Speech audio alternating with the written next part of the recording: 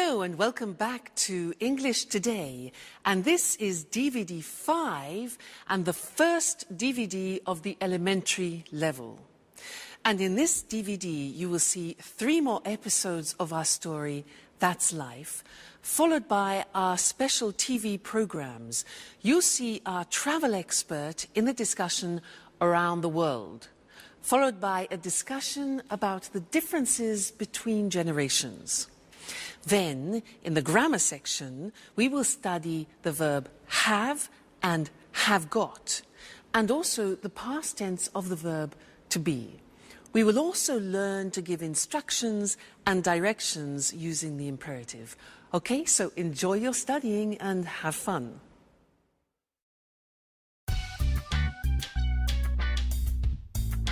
Good morning, Alice. Wake up! Good morning, Jack. Please give me a cup of coffee. Bring me back to life. I'm still asleep. Here you are. So, what are you doing today? Well, first I'm taking a shower. And after that, I have my daily appointment with Ask the Stars. Ask what? Don't you know it? Sorry, no. It's the horoscope I listen to every morning on the radio. It's fantastic. I can't start my day without it. How can I go out in the morning without the advice of Ask the Stars? Please, Jack, this is not a joke. Our entire life is driven by planets. By the way, what are you doing today? Well, I'm going to work, just like every day. And today is Tuesday, isn't it? I have to go to the karate gym. Wow. Are you doing anything this evening? No, I don't have anything planned. Well, Sharon, Anne and I are going to the cinema. Maybe Peter is coming too. Would you like to come? That sounds great. Which film? We're seeing Interview with the Vampire. Not that film, guys. I hate horror films. Why don't we go to see the latest Julia Roberts film? Oh, please. We don't need more romance. We already have our love story in the apartment next to us. With Peter and Sharon, I mean. Okay, you are right. Let's go to see Interview with the Vampire, then. Well, I think I prefer to stay at home. Now I've got to go to work. See you later. Is everything okay, Jack? Yes. Why? It's late, that's all. Bye. Bye.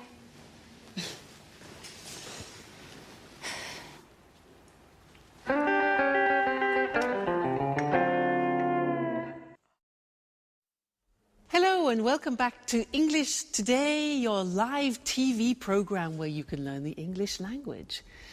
And in this lesson, we're going to look at the verb have. Now, the verb have, you think, well, that's easy. It's not true. It's actually quite complicated because there are 2 ways of using the verb have in English. I can say, I have a scooter, or I've got a scooter. Well, in this lesson, we'll look at the first way, I have a scooter. Now, in our last episode, do you remember that Alice said, I have my daily appointment with Ask the Stars. You know, she believes in the stars. I have my daily appointment. Just simply the verb have. Now, I want to give you a little test before we move on. If I say, I have a scooter, how would you ask me the question about that? A scooter? How would you do it?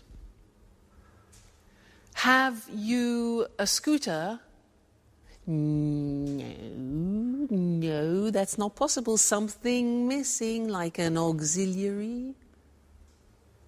That's it. Do you have a scooter? Now, this is a typical mistake. People often think that have you a scooter is a question.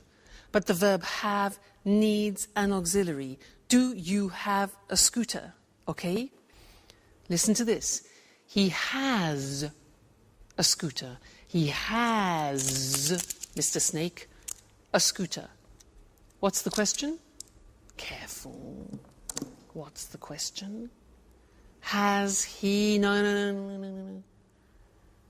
Does he have a scooter? Yes, that's it. So you need the auxiliary. Does he have a scooter?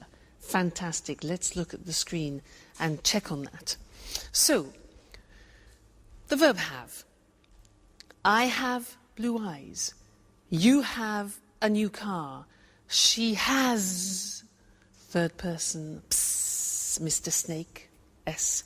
Look at the spelling, H-A-S. She has a cat. He has a dog. It has 4 doors. We have a garden.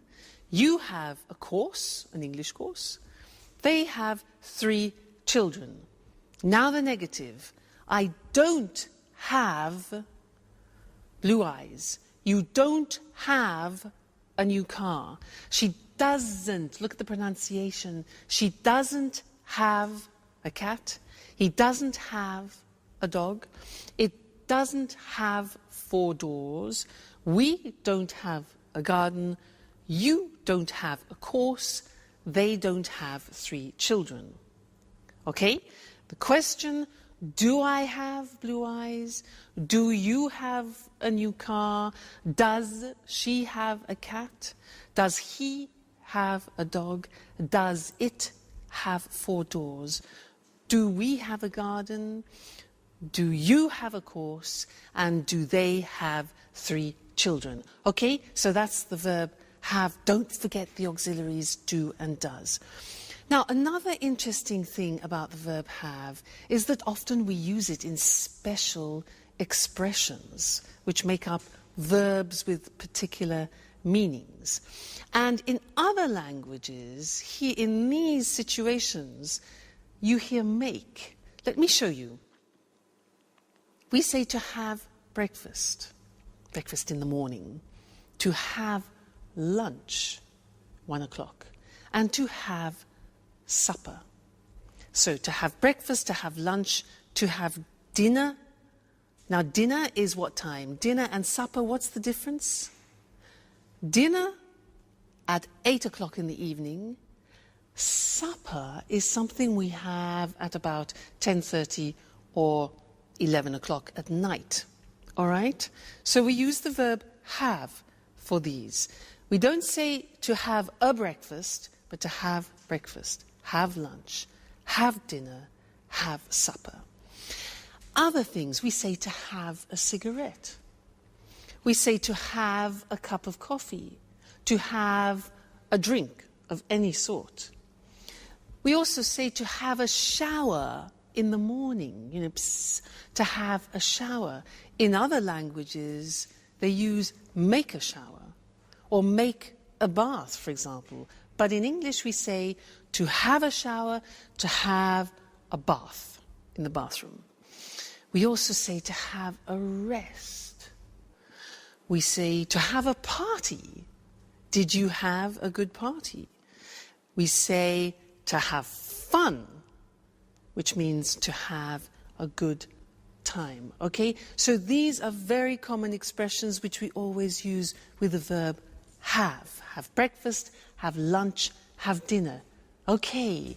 Now, when we go back and listen to our friends, they will introduce the other form, have got. And then afterwards, I'll tell you all about it. All right? So see you then. Bye. Fly me to the moon. Let me. Have you got a moment, Peter? I've got a problem with my computer. I don't know very much about computers. And I'm going out. They're waiting for me at the theater. Always busy, huh? Okay, Sharon, take it easy. Shall we have a look? Thanks, Peter. You've got a big heart. Let's see if I can help you before you thank me. All right. I can't use this program. I use it every day, and today it isn't opening. Why don't you turn the computer off and then turn it on again? Okay, Peter, that's really a great idea. You're a genius. How can I do without you? I know, my dear. What are you working on? I'm writing my curriculum because I would like to find a new job. Listen, Peter, I don't know how to write it. Can you help me, please? I'm sorry, Sharon. I'm in a hurry. I have no time. I'm late. They're waiting for me. Very kind, as usual. Listen, Peter, Anne, Alice, and I are going to the cinema this evening. Would you like to come? I'd like to, but I can't. I have to... Go to the theater. Yes, I know. You always have something else to do. Oh, come on, Sharon. What's the problem? Maybe you're jealous of my career. Oh, Peter, I'm just tired of always coming second.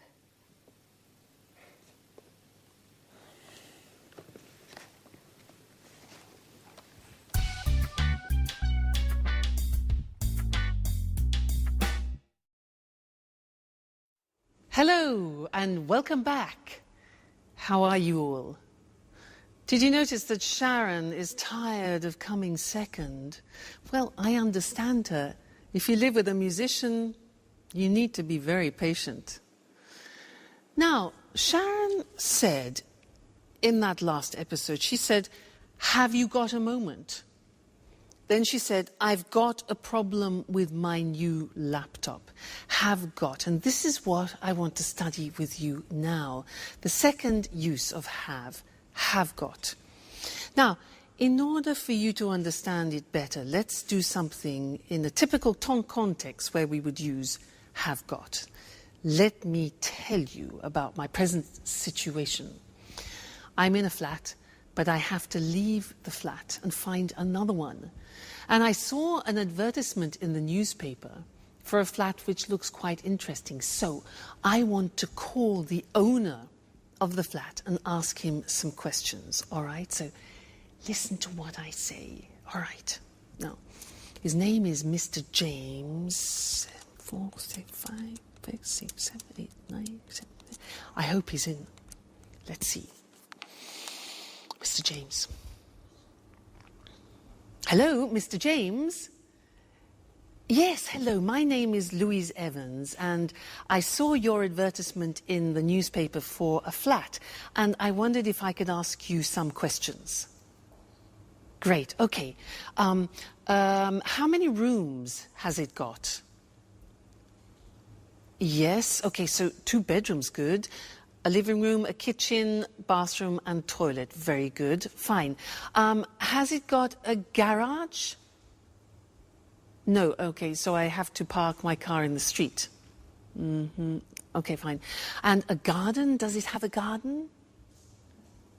No. Okay, a small balcony on the 2nd floor. Good. Fine. And has it got central heating? Central heat, yeah. And kitchen electricity. Oh, well, okay, an electric kitchen is fine. Why not? Another thing is air conditioning. It gets very hot in England in the summer now. No. All right. Does it have easy access to public transport? Oh, good. So there's a tube nearby. Fantastic, good. Another thing is, has it got big windows? Because I love a lot of light. Small windows. All right. Has it got any views? The road and the neighbour's garden. Okay. And one more important thing. How much does it cost a month? £1,250. Right. Okay, thank you very much. Yes. Yes, I'll think about that and I'll call you back. Okay, fine. Thank you very much. Thank you. Goodbye. Bye. Bye. £1,250? Oh my God. That's a lot of money for a flat. I can't afford that. It's impossible. Now, did you notice that I used has it got a lot as a construction? Has got, have got. That's what I want to talk about. Now, this construction have got was introduced into the English language to describe possession, in fact. But now we use it in different situations, not only possession. So the Americans, in fact, use the verb have more than have got. In British English, we use have got a lot. All right, now let's have a look at the construction. So in the positive form, I have got gets contracted to I've got. I've got some money. You have got becomes you've got. You've got a scooter. She's got, she has, she's. Looks like the verb to be, but it is in fact has. She's got long hair. He's got a shop. It's got a balcony. We've got a house. You've got some CDs, and they've got some plants. All right? So that's the positive. Now, the negative. In the negative, the auxiliary have turns into a negative auxiliary. So, I haven't got any money. You haven't got a scooter. He hasn't got long hair. She hasn't got a shop. It hasn't got a balcony. We haven't got a house. You haven't got any CDs. And they haven't got any plants. So hasn't and haven't. And then in the questions are easy. We use have or has. So, have I got any money? Have you got a scooter? Has she got long hair? Has he got a shop? Has it got a balcony? Have we got a house? Have you got some CDs? And have they got some plants? So it's not really difficult grammatically. You have to remember the auxiliary have and has, and then remember to put got. All right? Now, you'll come across this a lot, especially in subtitles in films. So watch out for it, and we'll keep practicing it. Great! So that's the end of this lesson, and I'll see you again live very soon. Bye!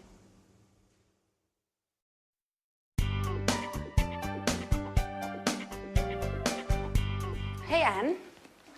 Housework, eh? Yeah, at last. Can I ask you a question? Sure.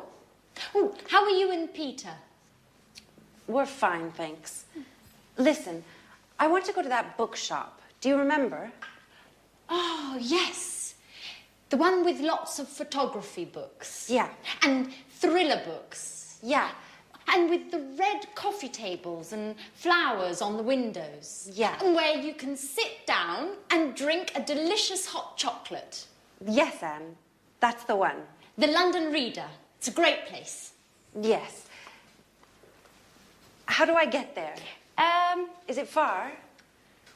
You can walk from here. It's about 10 minutes away. Great. Oh, okay. Let's see. Go out the front door and turn left. Easy enough. Go straight ahead, past the traffic lights. Right. Straight ahead, past the traffic lights. Turn right into June Lane. June Lane.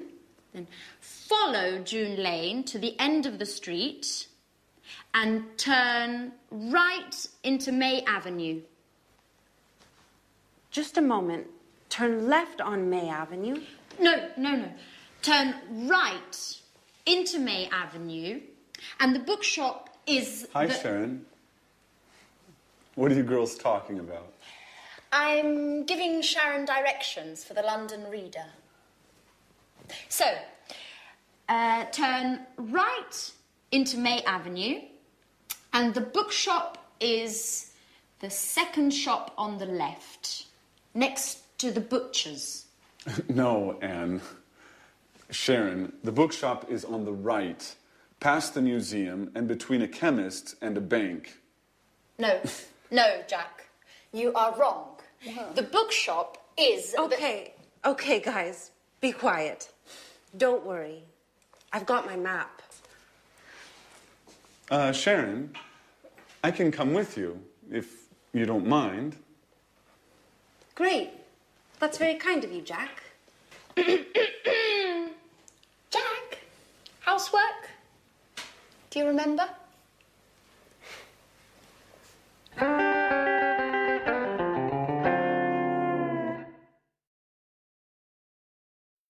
Hello and welcome back again. Now, Anne's a bit jealous, isn't she? I mean, how can she attract Jack if she asks him to do the house cleaning? I mean, she's more like a mother than a lover, isn't she? Well, anyway.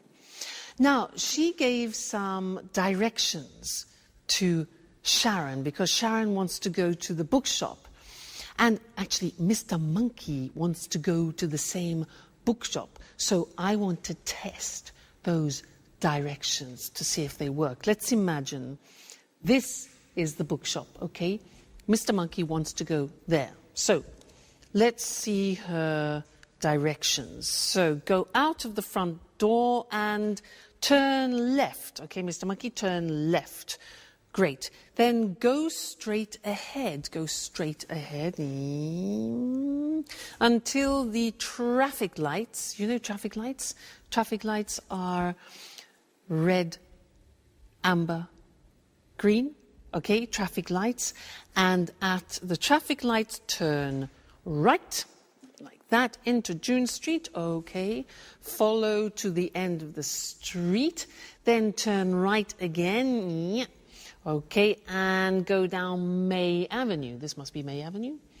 And the bookshop is the second on the left. 1, 2. Here's the bookshop. They work. Now, I was using the language of directions. So I want to go to the screen now and show you that language, the language we use for giving directions to people. All right?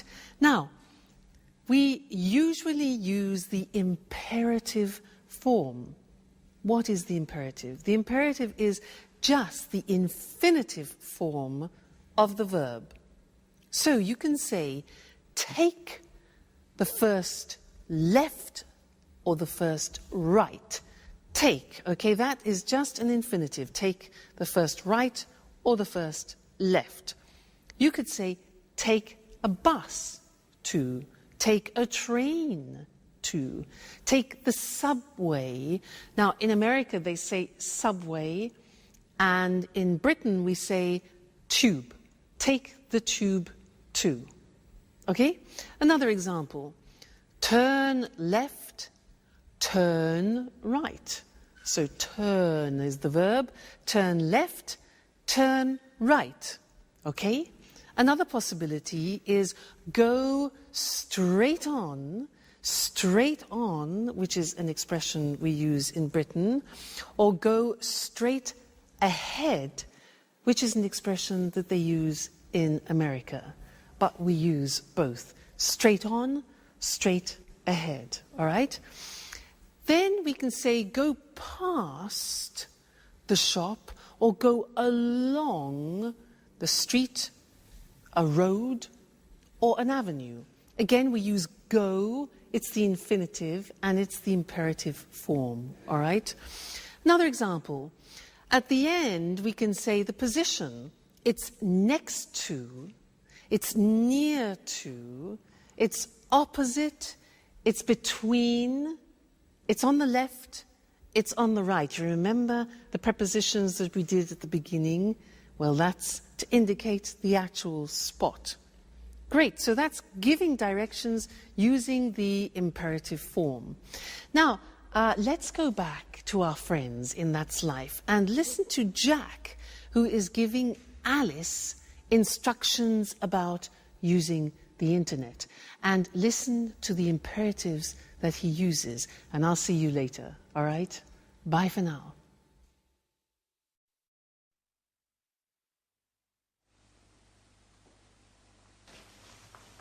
Hey, Alice. What are you doing? Do you mind giving us a hand with the housework, please? Can't you see? I'm cleaning the computer. I see. I see. Why is the computer on? Just a moment. I don't understand how to connect to the internet on this computer. Can you help me? Okay, but just for one moment. Thanks, Jack.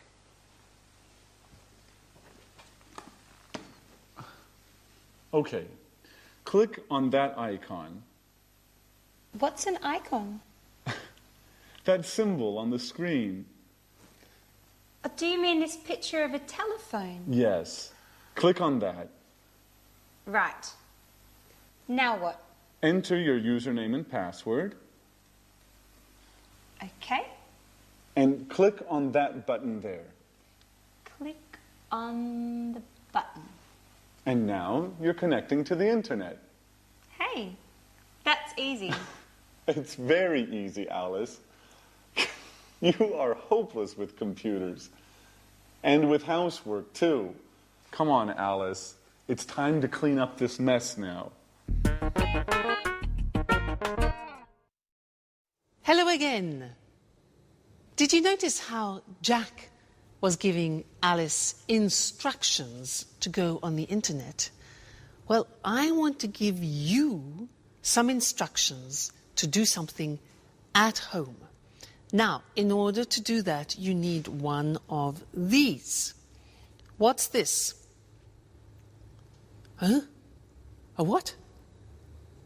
It's a napkin. A napkin. So, take a napkin, all right? Put it down. Open it up like this. Okay, so we have an open napkin. Anyway, now, take the bottom of the napkin and fold it over a little bit, like that, okay? Then, fold it again, like that. Then fold it again, and again, and again, until you reach halfway, and press it down like that. Press it down. All right, now, take the whole napkin, lift it up, and put it in this position. You turn it over, okay? Press that down. Now, take the bottom of the napkin and fold it in half over like this. Again, press it down well. Now, take this part of the napkin here on the right and fold it right down along the folds on the left. Press down. Then take all of it up like this and fold this bit over so you create a support like that. Then turn it around and bing! There you have something nice to decorate your table with. A romantic dinner, for example. All right? So I gave you instructions in order to do that. And we're going to look at that on the screen, because I used imperatives to give you the instructions as I used for giving directions. All right, so let's see.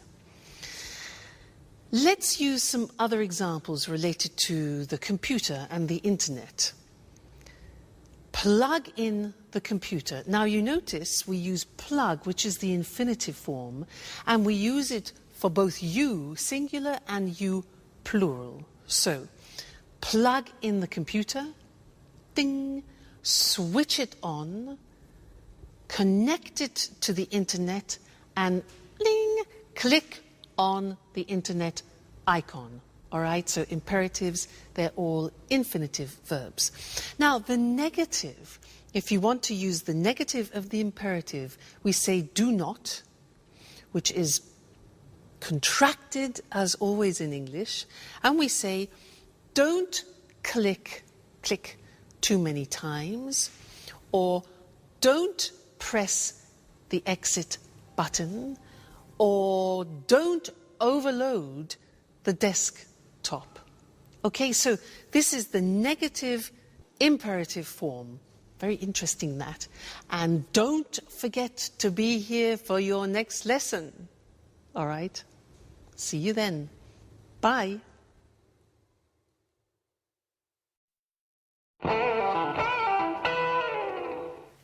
Jack, where were you yesterday evening?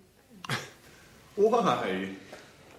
There was a great party at Mary's. Really? I wasn't invited. I can't believe that. Everyone was invited. I'm sure I wasn't. Anyway, I was busy yesterday. Ah. Did you have a meeting with some clients? No, I didn't. So? What? Where were you? I was with Robert at the Red Lion pub. That's impossible. Robert was at the party. Oops. I always get them mixed up. I was with Charles. Charles was at the party too. Come on, Jack. Who were you with? You are too curious, Alice.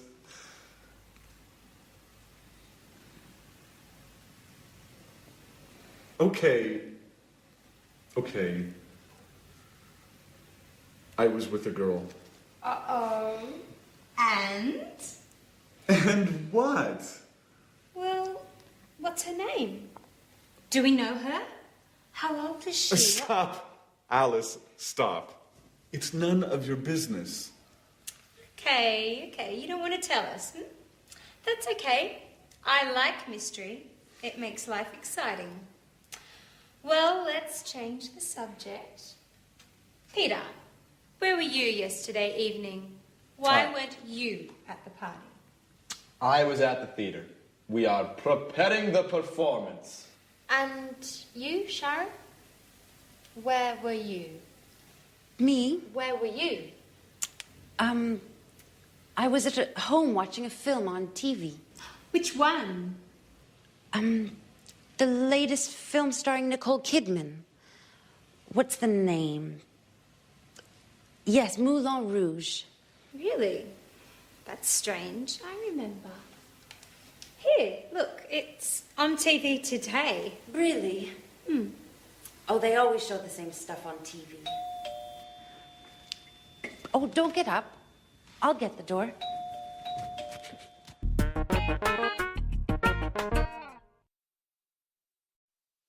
Hello again, everyone. Well done, Sharon. That was a bit embarrassing, wasn't it?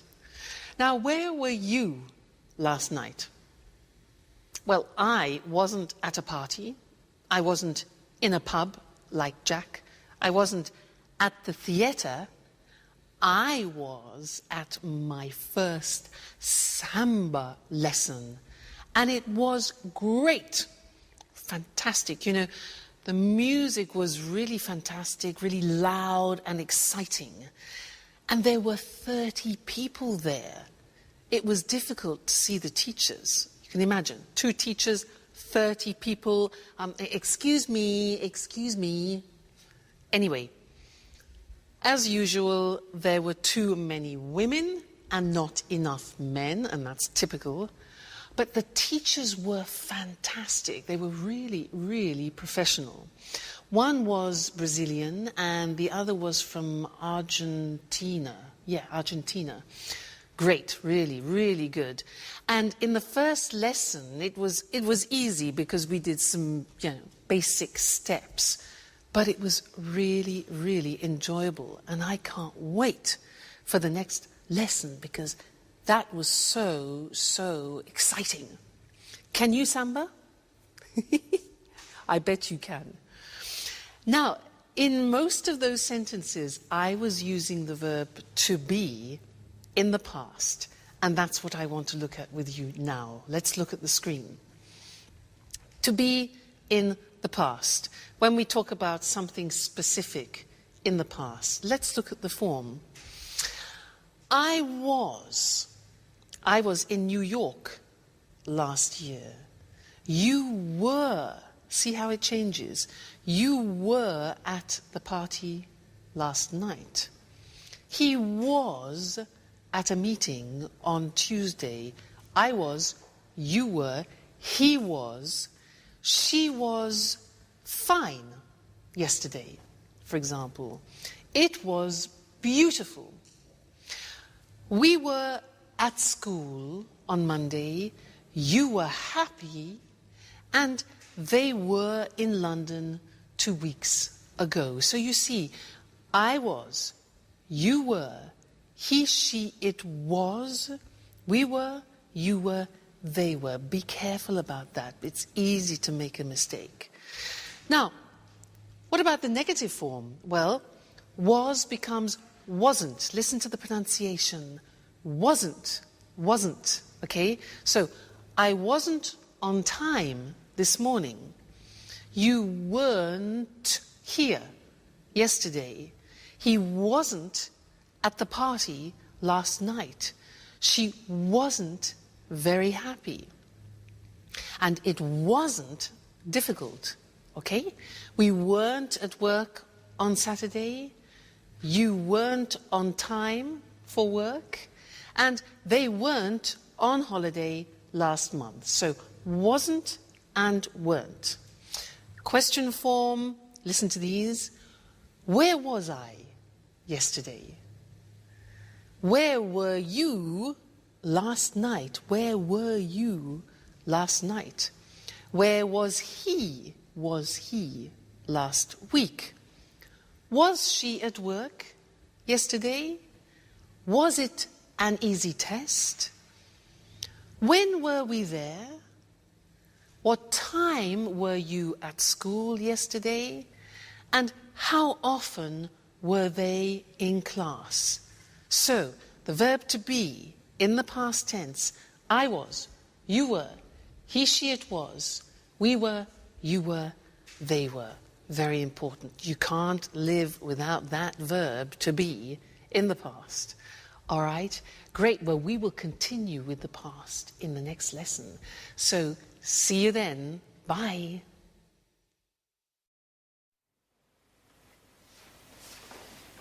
There's a postcard for you, Alice. For me? It's from my father. He was in the Bahamas last week. Really? I was in the Bahamas last summer. Just you? Oops. Sorry, Sharon. We were in the Bahamas last summer. It was sunny and hot. Perfect weather for swimming and relaxing. It was fantastic. Fantastic. Yeah, fantastic. I'm sure it was. I prefer holidays in the winter. It's too hot in the summer. I like going to the mountains and skiing. My last holiday was 2 years ago. 2 years ago? Yes, it was a long time ago. I need another holiday soon. Anyway, was your father on holiday in the Bahamas, Alice? No, he wasn't. He's working on a new play there. Oh, how fascinating it must be being a director.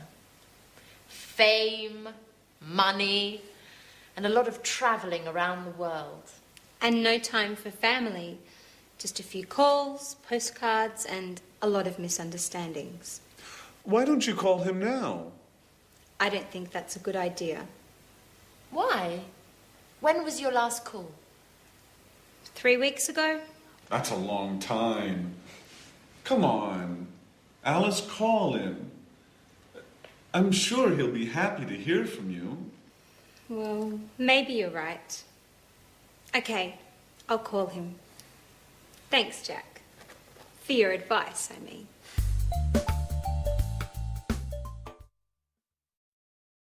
Hello again for another important lesson. We're in the past tense.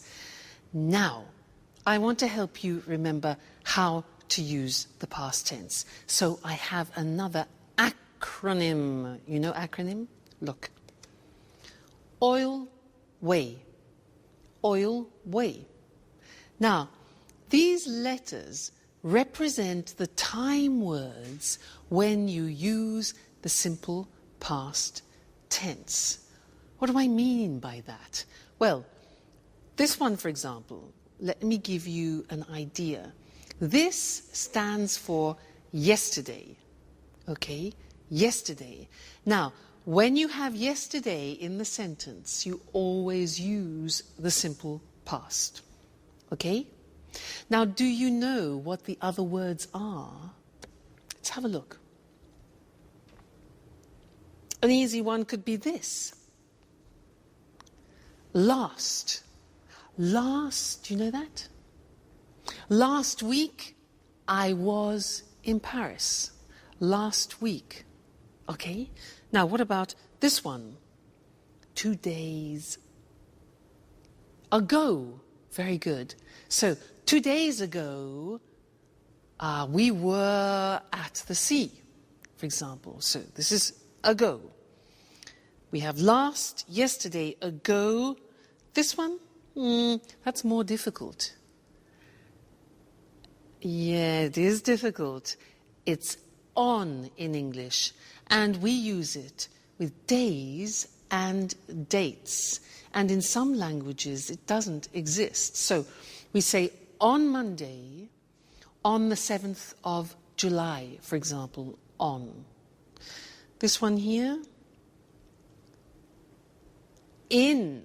Okay, when do we use that?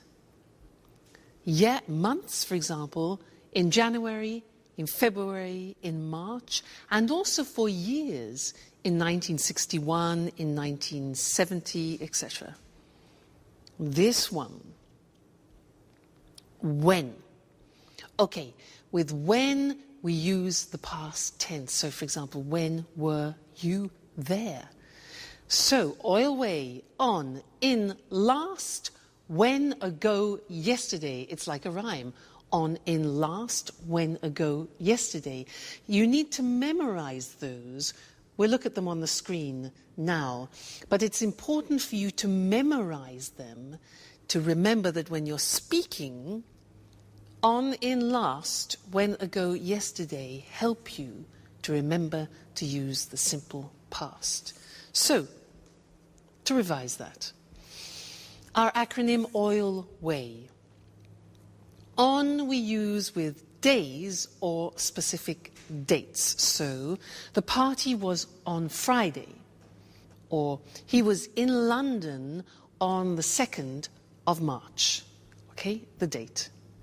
Then in with a specific year or with months. So, for example, she was born in June in 1976. Next, last. Last with, for example, the previous week, last week or month or year. So the examples are, they were in Vienna last month. When. Now, when with a past time clause, sometimes in the question, sometimes in the middle of the phrase. So, I was very happy when I was a teenager. Okay, that's when. Then ago, for example, 2 days ago, 2 months ago, 3 years ago. We were at the meeting 3 weeks ago, right? And then the last one, easy, yesterday with the previous day. So, I was at the cinema yesterday. All right, oil way, don't forget it, memorize it. On, in, last, when, ago, yesterday, always with the simple past. All right, that'll open up a world for you. Great. We will still do more about the simple past. It's an important tense. But the verb to be is often the one which people forget. So be very careful when you're speaking. All right? Great. Well, happy studying, and I'll see you again very soon. Bye. Good evening and welcome to this week's edition of The Travel Programme, the programme about everything to do with travelling and holidays. Here in the studio with me, as always, is Christine Oteng, our travel expert. Hello, Lucy. Well, summer's approaching and the summer holidays are too, so have you got any suggestions for the holidays? Well, let's see. Are you bored with your usual holiday? Are you tired of beaches or trips to the mountains? Would you like to say no to museums, city tours and shopping? Well, why don't you try something new and exciting? What exactly do you have in mind? How about a holiday hunting for ghosts in a castle in Great Britain? Hunting for ghosts in a castle. That's certainly a change from lying on a beach. It sounds exciting. It is exciting. Something really different. Just right if you love adventure. But what do you have to do? Do you spend all the time looking for ghosts? No, not all the time. In some ways, it's like a normal holiday. In the morning, you have a traditional English breakfast, then you go for a walk or visit a local town. In other words, you do the things you always do when you visit a foreign country. But the fun starts in the evening. You have dinner, and then the ghost hunting starts. With the help of 1 or 2 ghost experts, you search through the haunted castle until late at night. Oh, it sounds frightening. It is frightening. There are strange sounds, doors and windows open and close by themselves. Yes, it's really frightening, but exciting too. Tell me, Lucy, do you believe in ghosts? Yes, I do, but I'm not very brave. I don't think I'd like to visit places like that, especially not at night. Are there any haunted castles in Great Britain? Oh, yes, there are, especially in Scotland. Many of the castles in Scotland have got ghosts. There are some fascinating ghost stories. There are lots of books about haunted castles. Why not read one before visiting Scotland? I see. A holiday spent looking for ghosts. A night in a haunted castle would certainly be a memorable experience. It certainly would. And if you want to see even more ghosts before you return home, try a ghost walk. In London, visit places in London famous for strange and unusual happenings. Christine, this is definitely an interesting idea for a holiday with a difference. Well, if you're curious about ghosts and you love adventure, this could be just the holiday for you. Thanks, Christine, for this unusual holiday idea. You're welcome. Goodbye. And goodbye to all travellers. See you again soon. Do you believe in ghosts? To believe in ghosts means you think that ghosts exist. If you do, then you say, I believe in ghosts. We say that a castle is haunted when it has a ghost or more than one. We say it's a haunted castle. Now, there are lots of different kinds of holidays, and the holiday Christine just told us about is an adventure holiday. Looking for ghosts in a castle is an adventure. But personally, I prefer beach holidays. They are definitely more relaxing. Or perhaps you prefer city holidays. A city holiday is when you visit a city. So let's look at some of the things you can do when you have a beach holiday. You lie on the beach in the sun and relax. This is called sunbathing. You go for a walk on the beach or go for a swim in the sea. Notice the expression go for. You can visit a local town. Local means that it's near the place where you are. What about when you have a city holiday? You can go on a city tour. A bus takes you on a tour round the tourist sites of the city. A tourist site is something that tourists want to see. For example, the Colosseum in Rome or Buckingham Palace in London. You can go for a walk around the city and visit the tourist sites. We call this sightseeing, and we say, go sightseeing.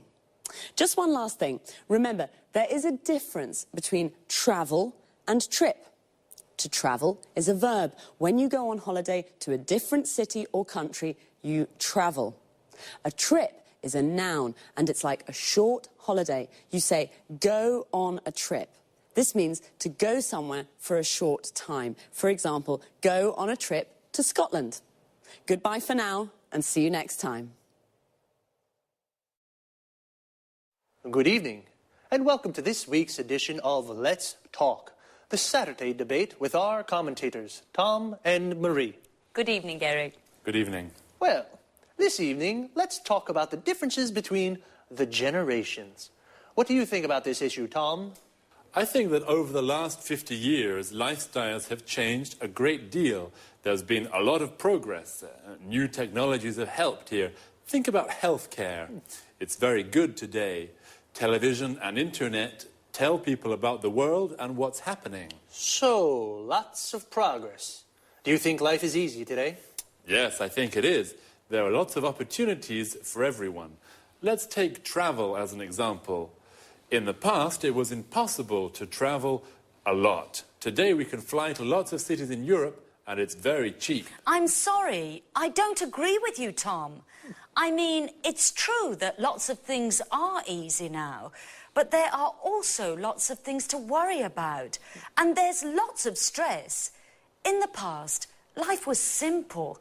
It was all about the family and family values. Do you think that people today are confused about how to live life? That's exactly what I mean. Today, people marry when they're 30 or 35. When my grandmother was young, it was usual to marry young and start a family. Well, things are different today. I mean, women work now. 50 years ago, only a minority of women worked. I think this is very important for female emancipation. I agree with you, Eric. Today, women are fulfilled. They play an important role in society. Yes, but it's not easy for women. They have less time for the family, the children, and the housekeeping. I'm not sure that my grandmother would agree. Life was hard for her. There weren't any washing machines, or dishwashers, or vacuum cleaners. She was the washing machine, the dishwasher, and the vacuum cleaner. And after all that work, there was nothing to do. She stayed at home all the time. Today, people go out 3 or 4 times a week to the pub, to the cinema, or to the disco. My grandparents were always at home. Well, life is definitely different now. According to Tom, life was hard in the past. Now everything is easy. Marie doesn't agree. She thinks that life today is difficult and that people have lots of cares, worries, and stress. And what do you think? Well, it's time to say goodbye to our commentators. Goodbye. Goodbye. And we'll see you again soon on the next edition of Let's Talk. Okay, first of all, let's have a look at the expressions we use to discuss our different ideas and opinions. What do you think about this idea? This is a good way to ask someone's opinion, or simply, what do you think? How about when you don't agree with someone's opinion?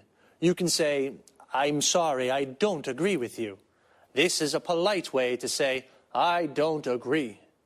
If you do agree with someone, then you say, I agree with you.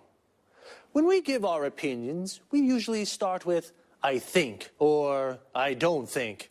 The use of that after think is optional. So we can say, I think it is important, or I think that it is important. Another useful expression is, I mean. And when we use it to explain our ideas better. Let me give you an example. Things are different today. I mean, women work now. So I say things are different, and then with I mean, I explain how they are different. What about the vocabulary we use to talk about the things that have changed in the last 50 years? Let's take healthcare. It's the protection a country gives to its people like doctors, hospitals, and medicines. These are all parts of healthcare. Another important thing is female emancipation, the freedom of rights that women have. And some things that we have in our houses now, which make our lives easier, are the washing machine. This is the machine that washes our clothes. The dishwasher, the machine that cleans the dishes. plates, and glasses. And the vacuum cleaner, the machine that cleans the floor. Before I say goodbye, I just want to look at a little word that we use a lot. It's lot. And we use it to express quantity. We can say a lot or lots of, and it means a big amount. We use it with verbs. We say a lot, and it comes after the verb. For example, today people travel a lot. And when we use it with nouns, we usually say lots of, and it comes before the noun. For example, there's lots of stress today. Well, that's all for me. See you soon for another edition of Let's Talk.